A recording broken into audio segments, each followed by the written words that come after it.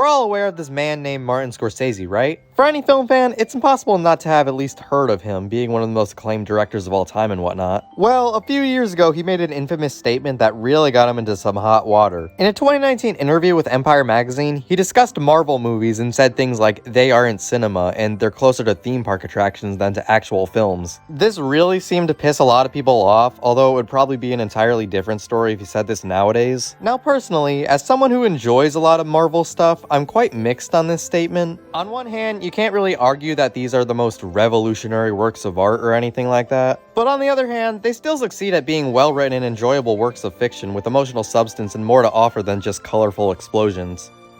Sometimes. But this isn't really what Scorsese was trying to say. A month later, there was another interview where he stated that his problem wasn't with these movies themselves, it's more so about how these big franchises are dominating the multiplexes, leaving independent and art house features gasping for air underneath all that. And to that, I absolutely agree with him. Sure, I love a good Marvel movie and I'll always be happy to see it do well, but I would never want these franchises specifically to drown out the other more artistic movies that do warrant support and attention. Not just at the box office, but in the eyes of the public as well. It's a big issue at the moment as superheroes and blockbusters garner the most traction unless people give a chance to these smaller projects. And unfortunately, this isn't limited to just Marvel versus Scorsese. Another area where this problem is arguably even worse is the medium of animation. Now, if you pause the video, go out onto the street, and ask the first person you see about the topic of animated films, they'd likely bring up stuff from Disney, Pixar, DreamWorks, all those studios. And fair enough, they've made a large amount of incredible and iconic films. I'm not here to deny that. But I don't think nearly as many people would think of non-mainstream animation.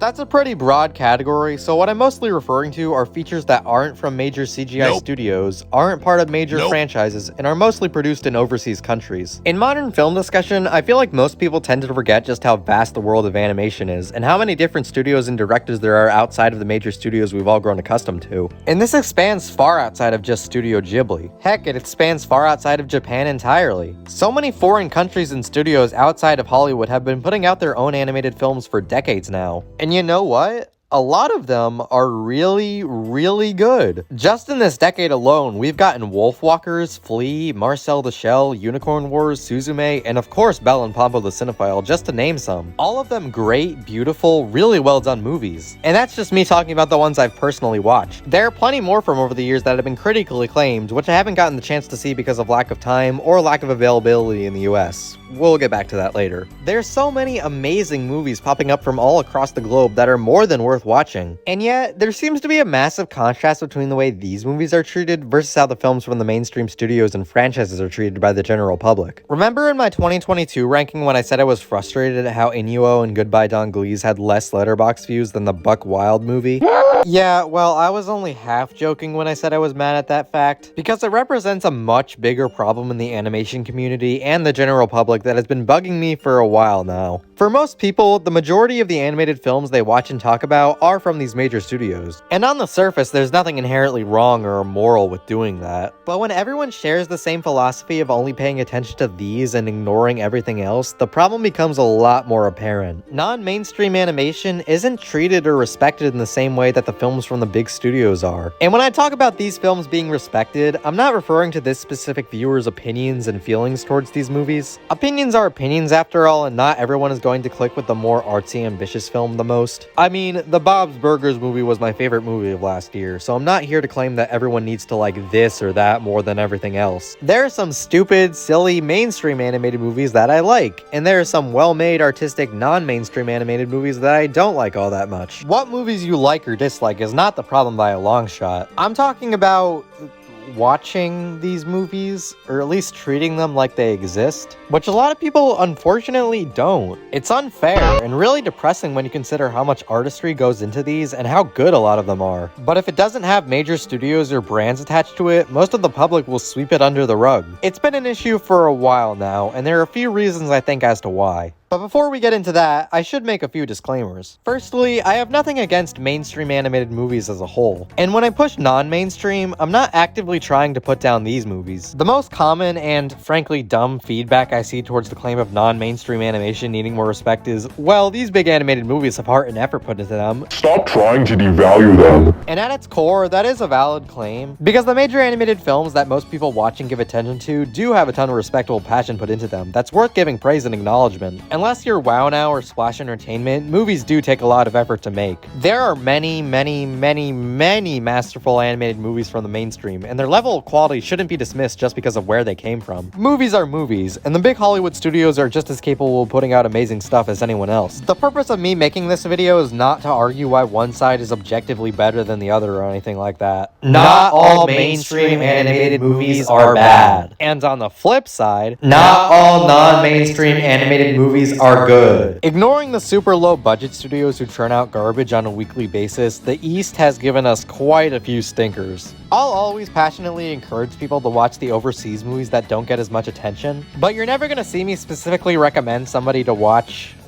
Lou Over the Wall. A mind-numbingly terrible movie that would make anybody question their own sanity. Over land and sea and ear to the ground. Then I came flying here for you to see and hear what I found. Remember that swamp? Remember my swamp? Yeah, so maybe don't watch that. Being a non-mainstream animated movie doesn't automatically mean you're Violet Evergarden or Spirited Away. Similar to how being a mainstream animated movie doesn't mean you're Minions. Quality is determined by a movie's story, directing, animation, etc., and not where it comes from. Again, you can love or hate any movie you please. We're gonna disagree, but that's just life. When me and others push non-mainstream animation, the point isn't to tell people what's good and what's bad. The point is to give these films the recognition and attention they deserve, and they don't get. Going back to that devaluing major animated movies thing, that's a valid statement, but it's completely missing the entire point of this whole argument. Giving attention to smaller stuff and saying that people should watch it is not a direct insult to the effort that goes into the big movies that do get all the attention. Some movies are undeniably better made than others, but at the end of the day, mainstream and non-mainstream can coexist and complement each other nicely. The problem is that so many people limit themselves to specifically the major animation studios, and as good as some of their films can be, it's really damaging for the general public to only give their attention to them. It's obviously gonna sting if the movie getting the most attention is trash, but even if a movie is great, like let's say Encanto, while it certainly deserves praise and acclaim, it still isn't right for it to suck up everything and for people to treat it like it's the only animated movie that exists. And this has nothing to do with the Disney animation thing, or the fact that Encanto isn't one of my personal favorites. Even a movie that's a masterful 11 out of 10 work of art, while I will root for it and rave about it, that's not to say it deserves to get all the attention while other great movies still sit in the shadows. A great movie is a great movie no matter what, and it will always deserve the traction it gets, but it isn't impossible to simultaneously support the smaller ones too, and give them the acknowledgement that they also warrant. However, so much of the public is in what I like to call the mainstream bubble, where these big studios are the only thing on the radar. The problem with that is whenever a Disney or Pixar movie is good, it's automatically put on a pedestal and proclaimed as the best without people considering the other options. Watching only what's popular and perceiving it as better than everything else just doesn't feel right or fair. And this is applicable to both animation and live action. Now, am I saying that people are required to watch every movie in existence in order to form their own judgments? No, that's just ridiculous. Nobody has the time or sanity to do all that. And like I said, there are tons and tons of bad ones that absolutely nobody should watch. I'm not trying to paint myself as perfect either. There are plenty that I haven't seen. But I think the desire for people to watch some movies that aren't from the major 5 or 6 studios is pretty reasonable, because that's ultimately limiting and excluding a ton of admirable movies that should be talked about in the same light as the major ones. The issue is not these mainstream movies themselves, the issue is how they're the only things to catch people's attention, and by proxy, get people who don't watch animated films to perceive them as what's better. I mean, how else are you gonna explain how The Boss Baby and Ralph Breaks the Internet were given Oscar nominations over A Silent Voice and Machia?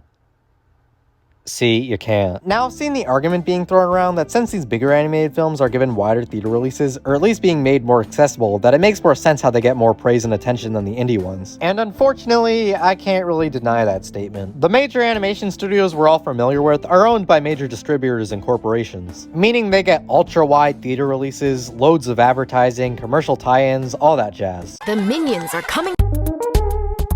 So while these studios have the luxury of all this, the movies that are made independently or overseas do not get that, at least here in the States. Either it's theatrical runs in a super small amount of theaters, exclusive showings for like 2 days and nothing else, or quiet drops onto digital platforms with additional payment. It makes it harder for people to see these movies, as opposed to the big studio ones, which are easy to find pretty much anywhere. I mean, that explains the whole Buck Wild thing. And I get that. I prefer movies be easily accessible too. It's why I'm happy that companies like Netflix, as terrible as they are, picked up and released films like Pinocchio, Drifting Home, and Nimona onto their platform. That way, they were able to find an audience and get a lot of the recognition they deserve. I sure do wish they would bother with advertising though. So while it's undeniably a factor as to why so many people brush aside smaller animated films, it's not always the size of the release a movie gets that entirely determines how many people go out to watch it. Let's look at live action films for a sec. Tar, Banshees of Inisherin, Triangle of Sadness, all critically acclaimed movies, all nominated for Best Picture. But even before award season, I saw people talking about these movies and giving them attention. Obviously not a gigantic amount, and the big studio releases from around that time generated more, but I did see a decent buzz for these. And it's not like those were given monster-wide theater releases either, only getting around 1,000 theaters at most. But there was still discussion surrounding them, even if the supermassive push did come from when they were hitting streaming. And like,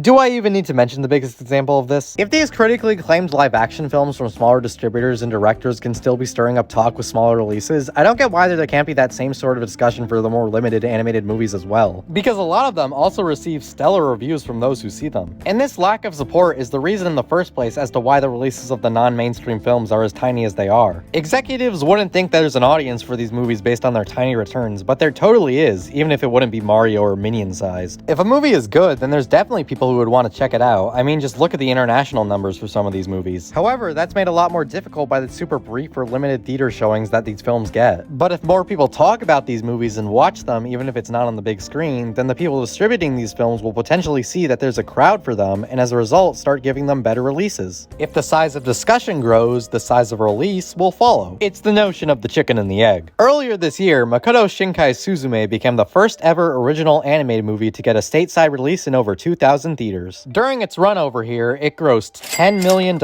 which is a great result for a foreign animated movie like this, one of the largest ever. But is that really the highest bar these movies can reach? 10 million? About as much as the Burt Kreischer cinematic masterpiece, The Machine? I guess I shouldn't underestimate the power of Kreischer Carpets, spelt with a K. For a movie that was so big in every other country, and was as critically acclaimed as this one, there's bound to be a bigger audience than that. Everyone I know who went to go see this movie liked it, and its per theater averages stayed consistently strong when locations started removing it. I think if Sony gave this movie an actual marketing push, and a better release date, let's be honest, it could have found a larger audience and more people willing to check it out. It comes down to the issue of studios not having enough confidence in these projects. However, I don't really sum up the problem of mainstream animation getting more attention than non-mainstream to solely the difference in how these movies are released. Because even if a movie is given a decently wide release, or made accessible via a streaming service, that doesn't automatically mean everyone's gonna go and watch it. Once again, I'm by no means saying that everyone needs to watch every movie that comes out. But when movies like this pop up that need and warrant support, and people brush it aside in favor of something that already has a giant audience, it does grind the gears of me and others.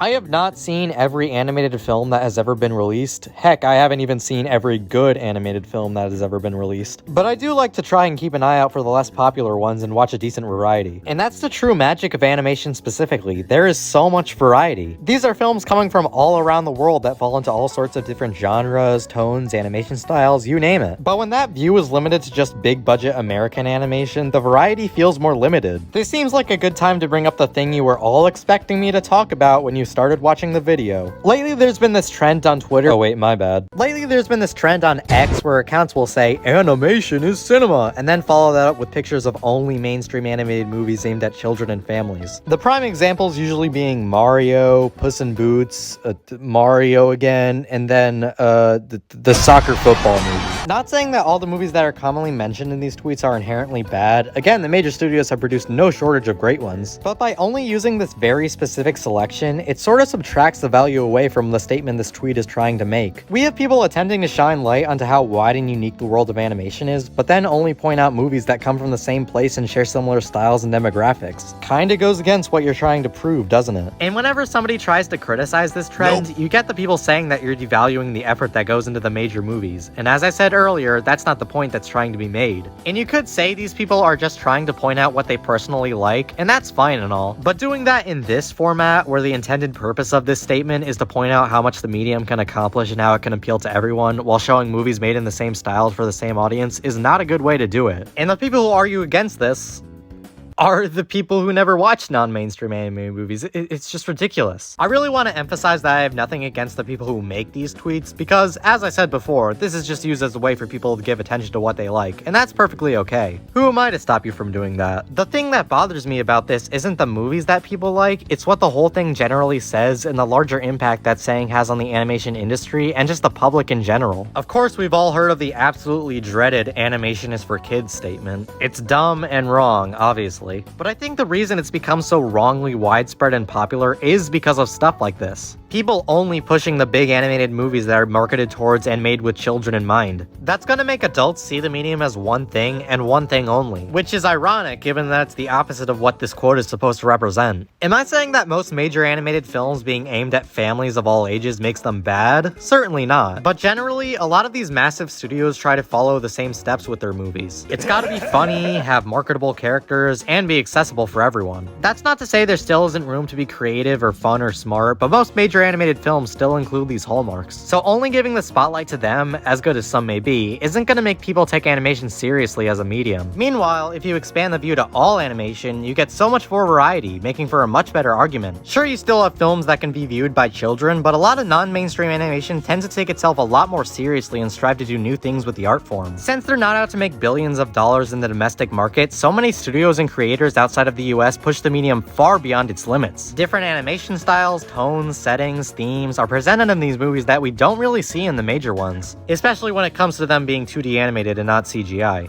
And then there's animation that's flat out for adults. With the major stuff, while it's insulting to call some of them kids movies, nobody can say these are strictly adult films. Can I say that Puss in Boots: The Last Wish is an incredible movie that pushes the boundaries of the medium and has incredibly mature themes? Absolutely. But can I say that it's a movie that was made for adults? Not really. It's still a film that was made with kids in mind, despite being enjoyable for all viewers. That's not even criticism, it's just a fact. You could write a 1 billion page essay on why The Rise of Gru is a groundbreaking masterpiece with complex and life-changing messages, and you still wouldn't be able to say that it was a film intended for an adult audience specifically and have that be true, because it's not. At the end of the day, 99% of these major movies are made to be viewed by children. And regardless of how good or bad they may be, these quote-unquote sophisticated adults aren't going to give the medium the credit it deserves if they only see the movies marketed towards a young audience getting attention. But when you look outside of just the mainstream, you get so many more movies that were made strictly for an adult audience. And I mean movies that were objectively not meant to be viewed by children. Inu-Oh, not a movie for kids. Ghibli films such as Princess Kaguya, Princess Mononoke, The Wind Rises, and Grave of the Fireflies, all heavy and sometimes brutal movies that don't hold back for the sake of younger audiences. The Alberto Vazquez films, Unicorn Wars and Bird Boy, both have blood and gore and drugs within the first 10 minutes. Flea, a rather famous example from when the presenters of the Best Animated Feature Oscar said it's a film that kids would watch over and over and over and over and over. If they actually watched it, they would realize how stupid that statement sounds, but of course they didn't. Even with films that are still technically accessible for kids, like Belle or Del Toro's Pinocchio, they do push the boundaries of their PG rating way further than just having fart jokes.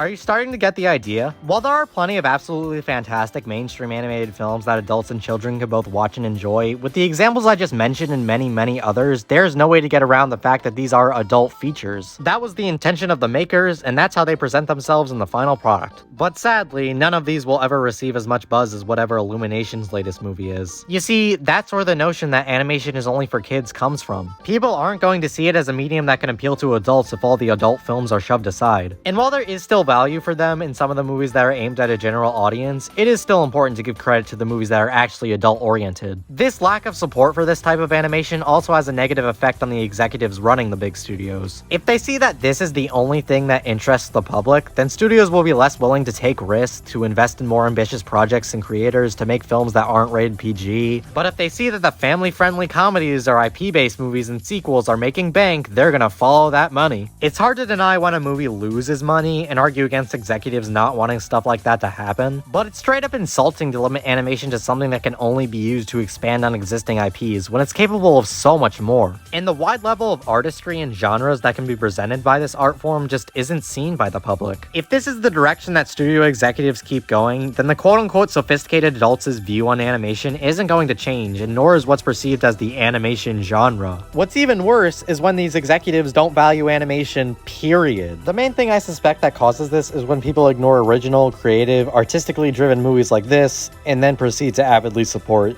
this. Remember the swamp? Remember my song in the swamp when I was like, wham, chicka, wham, wham, chicka, wham. Look, you can feel any way you want to about these live-action remakes, but I think it's pretty objective to say that the massive amount of support these get compared to the minuscule amount that non-mainstream animation gets actively harms the way these studios, mainly Disney, view animation, devoting it to just being content filler and not giving time for these creatives to work their magic. Because who needs true art when you got nostalgia? Although that's just a general point I wanted to bring up, it's not specific to non-mainstream animation not being supported. And hey, you know what? Not everyone is going to love or connect with these more dark and heavy films. Not everyone is going to love or connect with every non-mainstream animated movie ever, and that's perfectly okay. Once again, this video isn't being made to judge what you like or don't like. That's not the point. The overarching purpose here is to break down the invisible wall that people put up between main and non-mainstream animated films, and encourage people to give more movies the time of day rather than only what's popular. But there are still some people who don't do that because of their so-called personal preference. And that leads us into a statement that I absolutely despise and boils my blood every time I see someone use it. Non-mainstream animation doesn't interest me.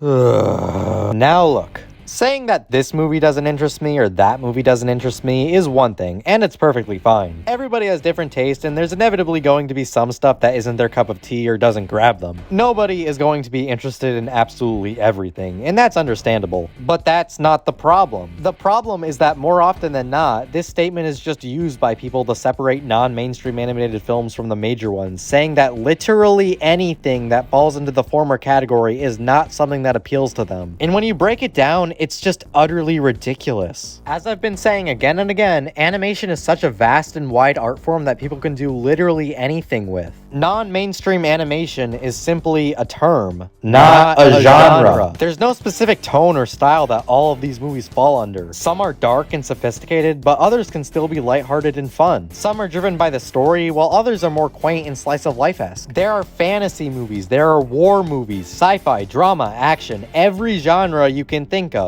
All told in different styles with different direction by different people. The category of animated movies that aren't from the mainstream is so unbelievably enormous that there is bound to be something for everyone. Again, that's the magic of this art form. So by saying non-mainstream animation as a whole doesn't appeal to you, you're dismissing movies from literally every genre in existence and saying not a single one of them is something that interests you. So why would people say something like this? It's because they don't look.